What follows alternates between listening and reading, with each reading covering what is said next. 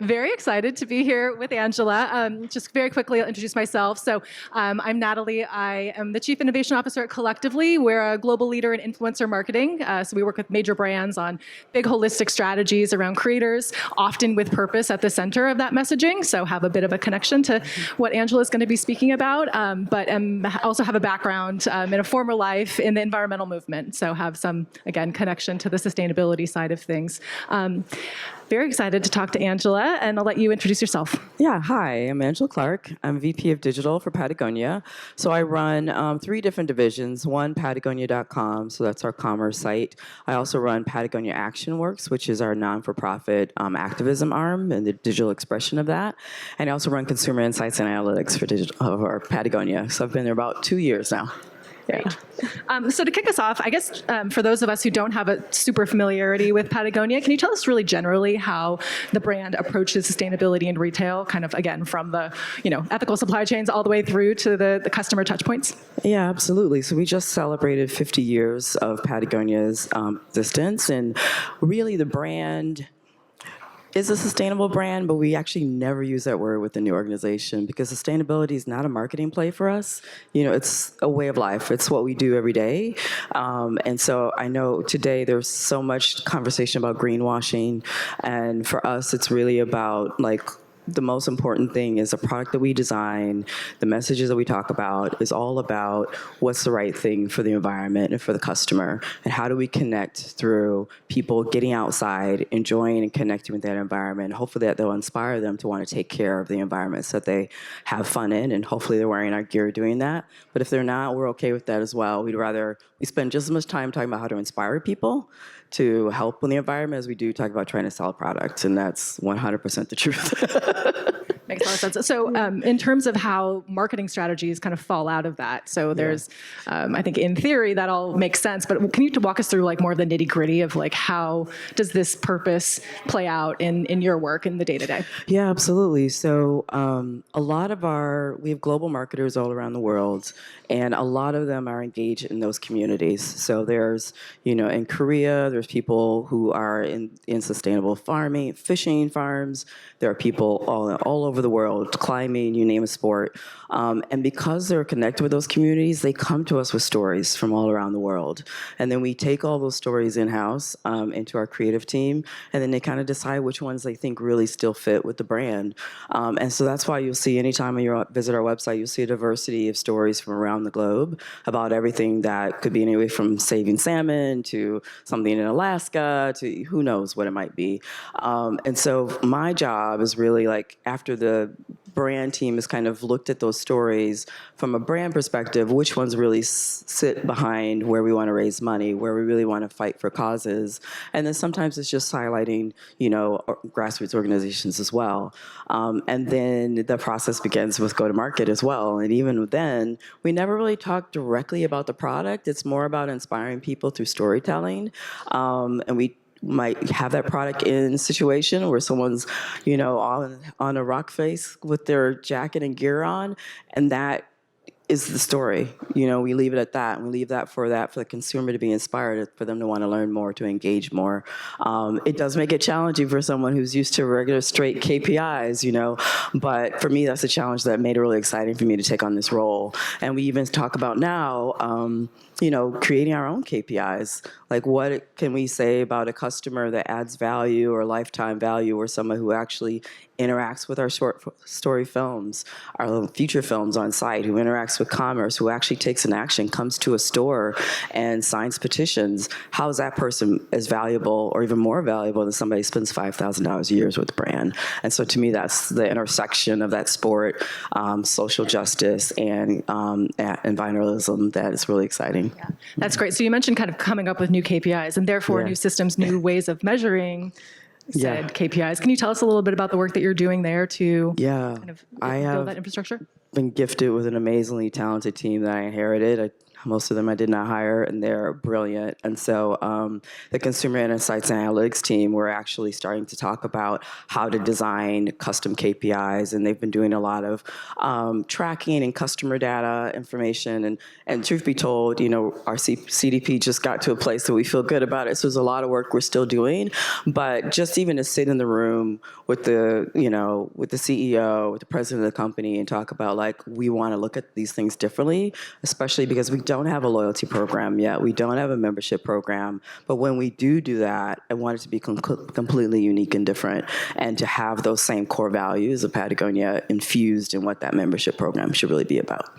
Makes sense. So in the journey, I guess, from Patagonia's history from just pretty much a wholesale brand start, through now to having so many individual customer touch points. Can you tell us about kind of where the brand is on that journey and things that you're maybe inspired by as you're thinking about enhancing that? Yeah, so we're kind of, you name a touch point. Like I said, our stores are community centers. They're places to buy product. They're places to bring back an item for repair, a place to sell your gear back to us. And our digital expression is trying our best to mimic that as well. It's a lot of the work that I'm doing, bringing our e-commerce work a little closer to our checkout system for our main site.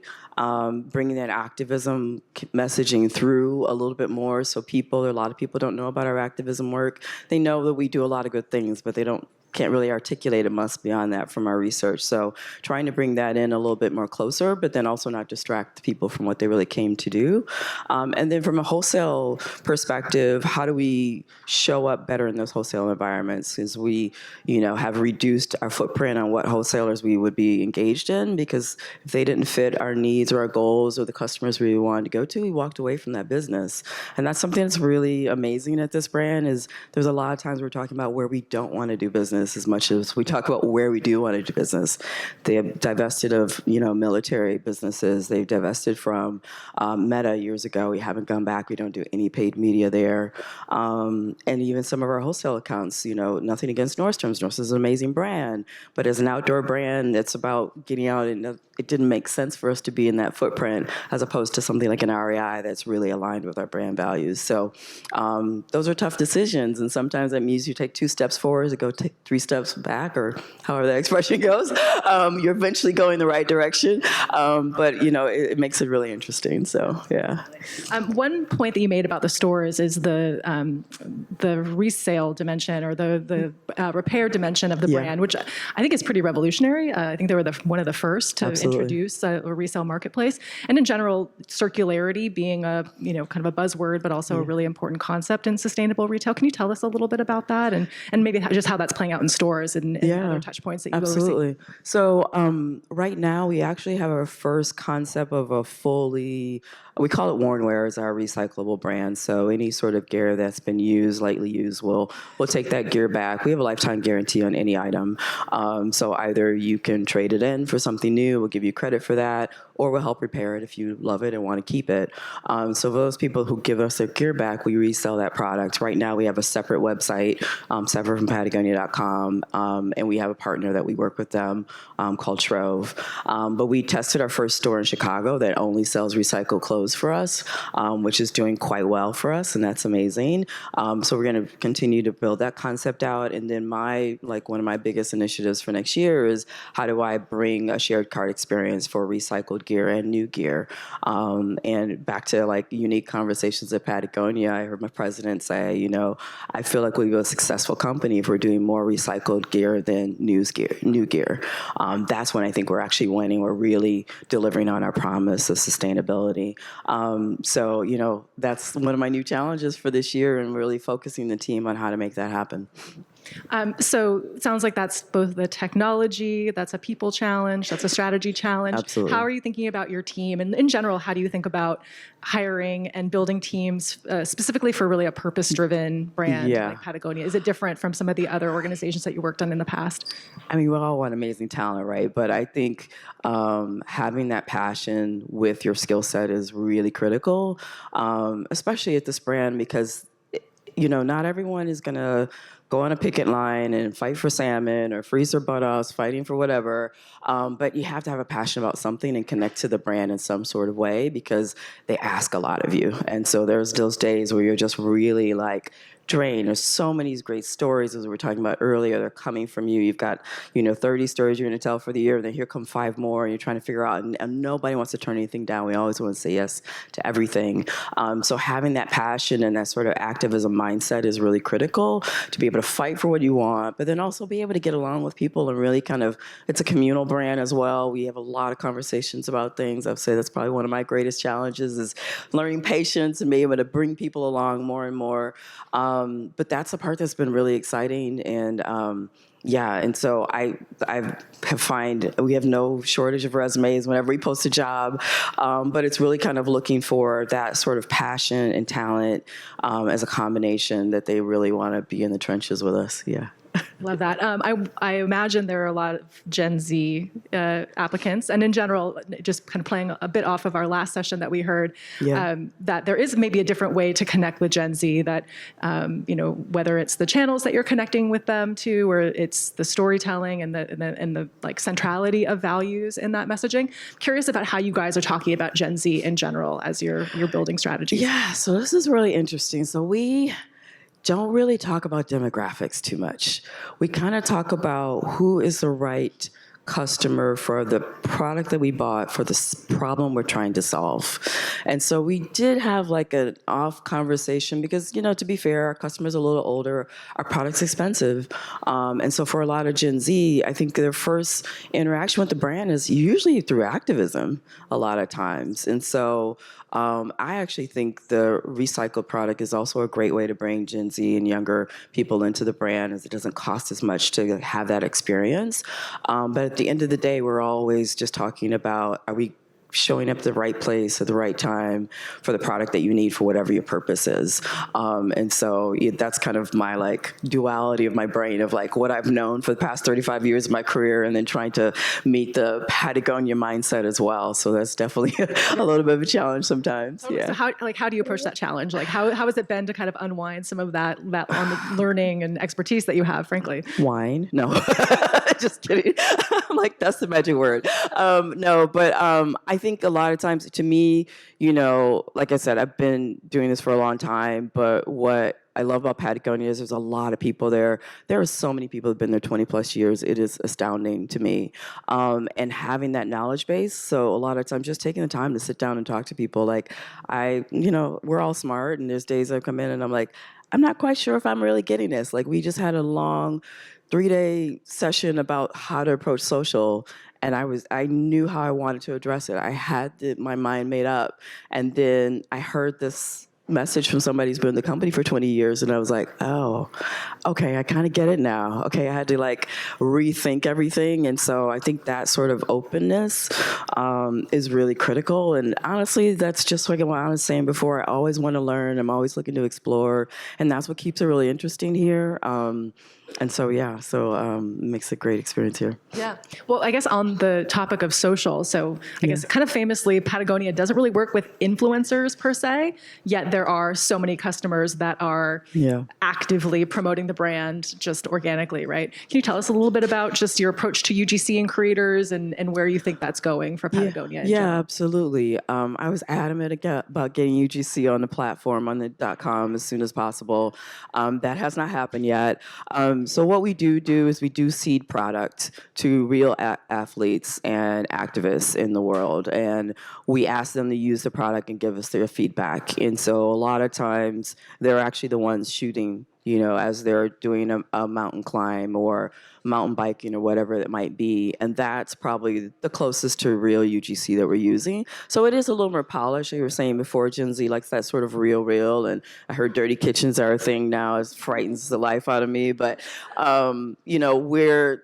that's kind of a little bit of challenge I'm having with leadership right now, is to embrace that sort of, iPhone image and putting it more just like on one platform on organic social, and to be able to use that elsewhere, because we've been famously known as great storytellers, and the photography is top notch. It's amazing, but all of that's freelance. All of that is real world. We're not like staging or hosting somebody's climb and then we're taking pictures of it. It's literally someone has the gear, they're off doing their thing, and please catch some amazing photos and send it back to us, right? So I think that's what kind of really makes it truly authentic in a way. And so it's a question of, is there room going forward into sort of a more influencer model?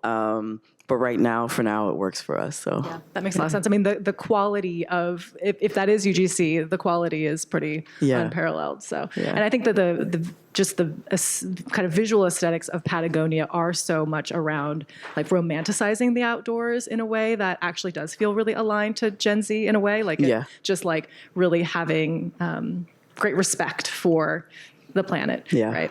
Yeah. Okay, that's interesting. Well, I'm curious if there are other things as you're looking into at 2024 and imagining the brand's expansion digitally. Like, what are you most excited about? Let's say? I'm excited about, something probably been talking about forever, which is truly be able to personalize messaging, especially when you're talking about people are coming to us for so many different things. As much like when I was at Levi, I had every customer. You have people shopping for kids, people shopping for men, for women, surfers. Like, I don't want to get a message about surfing. I'm never going to surf. But I love to mountain bike and I love to hike. So I want messages about that. And the next person might want something only about, rock climbing. And so to be able to, message those people individually that is relevant to them is one of our biggest goals. And so I'm trying to see where those machine learning tools, I don't want to use those two letters, machine learning tools can actually help in, leapfrog some of our experience now. So we feel a little behind so that we're kind of ahead of the game in the future. It's very interesting because Patagonia is such an innovative brand when it comes to physical products. We're the first to do organic cotton. You go into the lab and they're like finding like, how can I turn corn into this and this and that? Like just the most amazing things, a lot of failed experiments. But then when it comes to the other side of dealing with the customer, they're so protective of that relationship that I actually feel we're a little behind a lot of times in technology ways. So, like I said, we just got to a place where I feel like the CDP is getting everybody's information in a way that we can actually utilize that.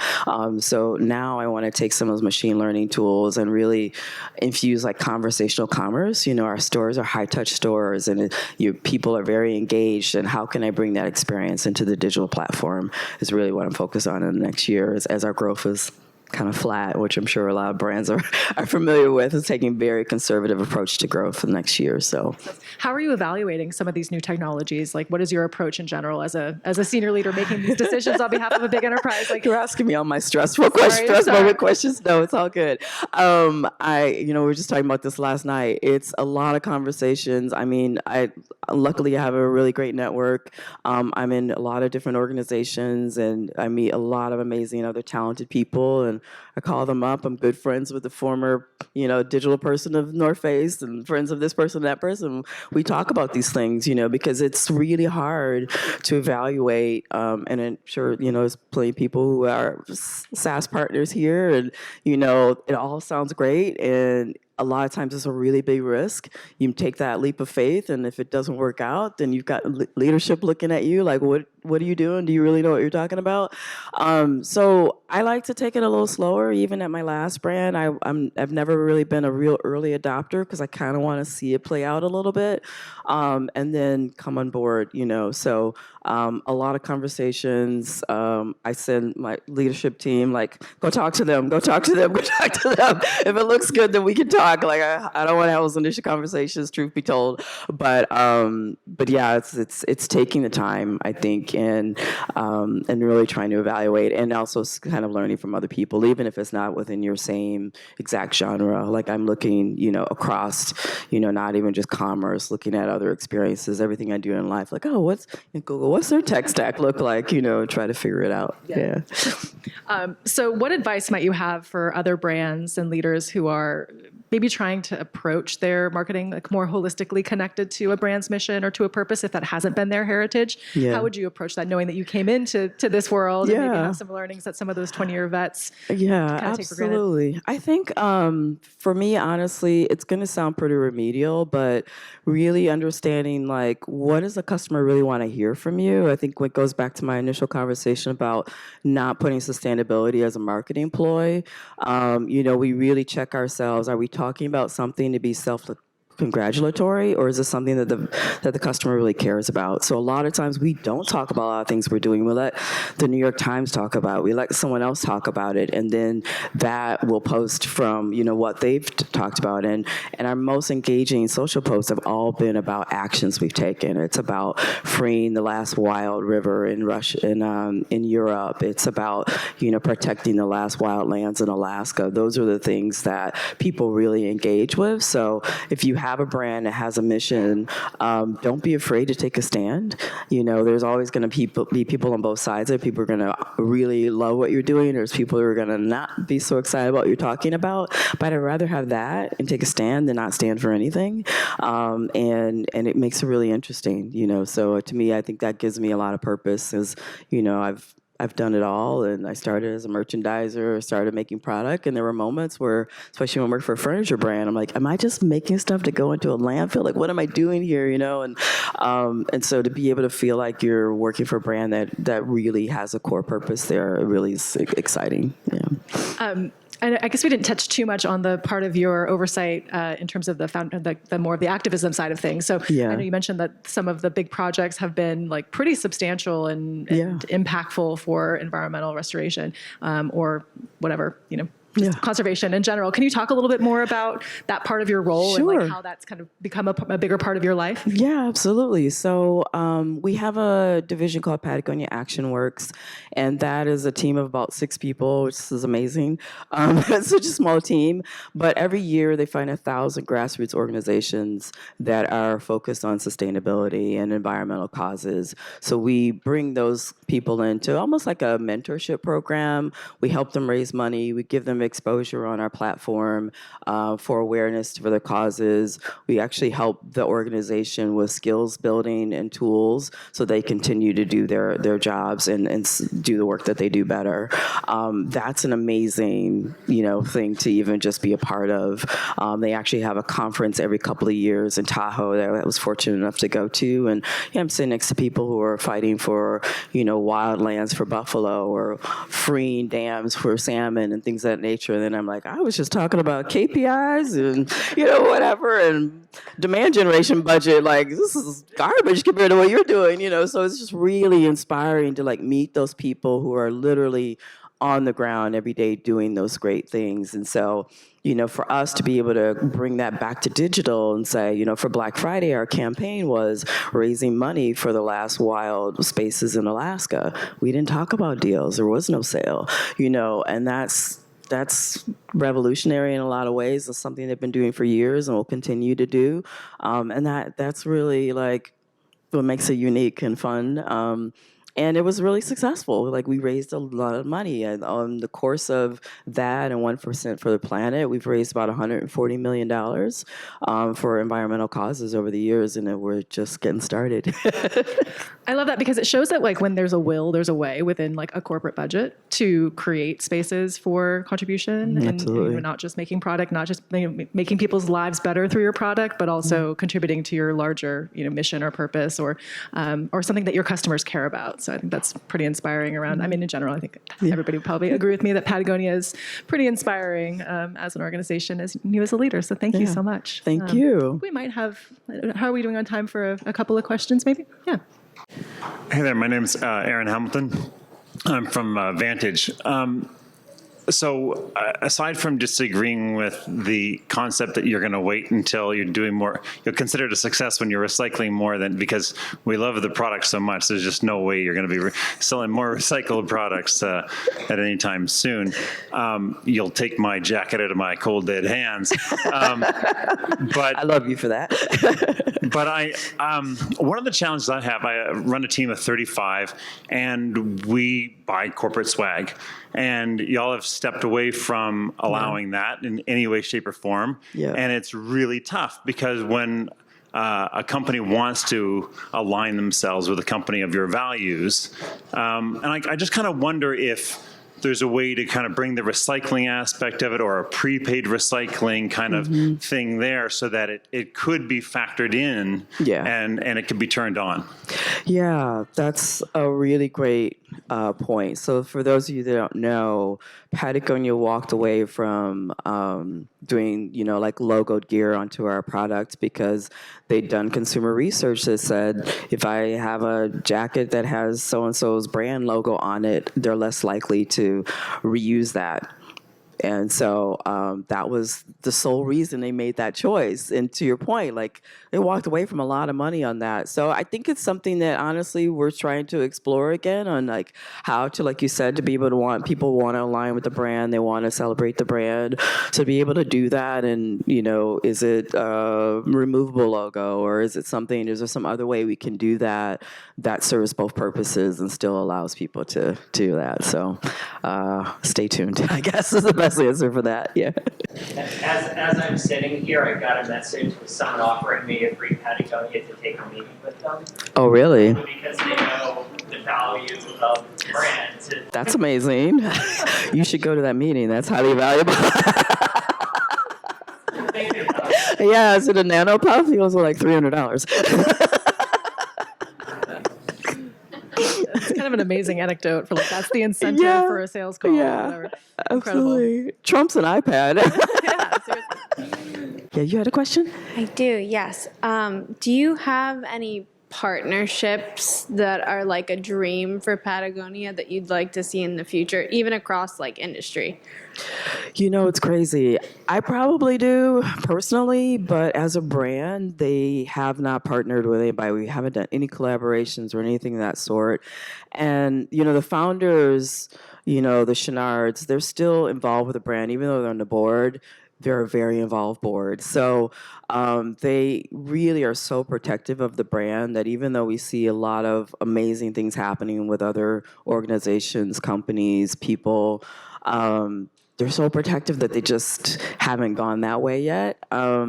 So I don't know. I like I said, I have a list that I think personally would be super fun to do.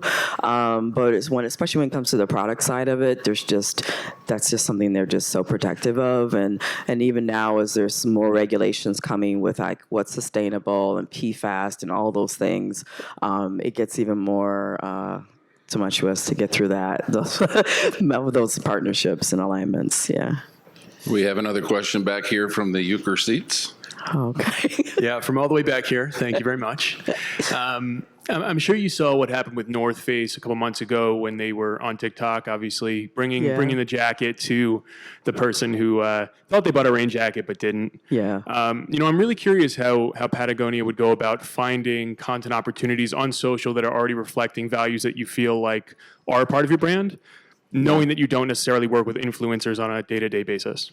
Yeah. So I think so we have a couple of different teams for social. So there's the brand social, organic social, who is on my team. And then each sports community, there's a merchandising sports team. They have their own social groups. So those people tend to see things happening in the wild, real life, and they will repost those things, and there's some interaction there. But I think for the most part, and honestly, I'm kind of so removed from those teams, which seems a little weird. But I know that a lot of times they reach out to those people directly. They try to get to know who they are, so that it's not just kind of like a blind one-to-one relationship. They're actually building a partnership with those people, so that they feel confident that that's going to happen. Now, obviously, that North Face thing is like a marketing nightmare and dream at the same time. Like they won in the end, but yeah. So hopefully, I never have to experience that. From the brand side, like, do you oversee the community management team that maybe is like going in and being a part of conversations on TikTok? Even I feel like I've been seeing so many more brands just like popping up in those comment sections on more, bigger videos. Absolutely. How is that working for the brand? Kind of being a part of those? It's moving slowly. Like if it was up to me, if I could do whatever I wanted to do, Patagonia would have a persona, much like some amazing brands that do this. Like I think Wendy's does an amazing job, and a couple other brands where there's actually a persona and inspiring people. Leadership's not too excited about that idea. So we're just trying to convince them that, one, it's really important that we're on those spaces having conversations. We didn't have the staff to do it before. We kind of have it now, sort of. So we're getting more and more involved in that. But I think it's a huge missed opportunity because, like you said, people are so passionate about the brand. Every time I go somewhere, someone's telling me about something that they had and why they had it, or they took it to a store and they gave them a free jacket and whatever that is. And that's a huge, it's a marketer's dream to have that type of opportunity to amplify that, and so it's just finding that comfort level with the leadership team and the founders to say, like, we can be in those spaces and we can have those conversations and it can be really positive, and it is a real community, even it is digital, that you can have communities in real life and digital and they both matter. That's an exhausting conversation, but a real one that I have. So it's navigating those waters. It can be challenging, but like I said, it's what makes it interesting. Yeah. Is that it? All right. Thank you you so much. Angela, Thank you. Natalie, great conversation.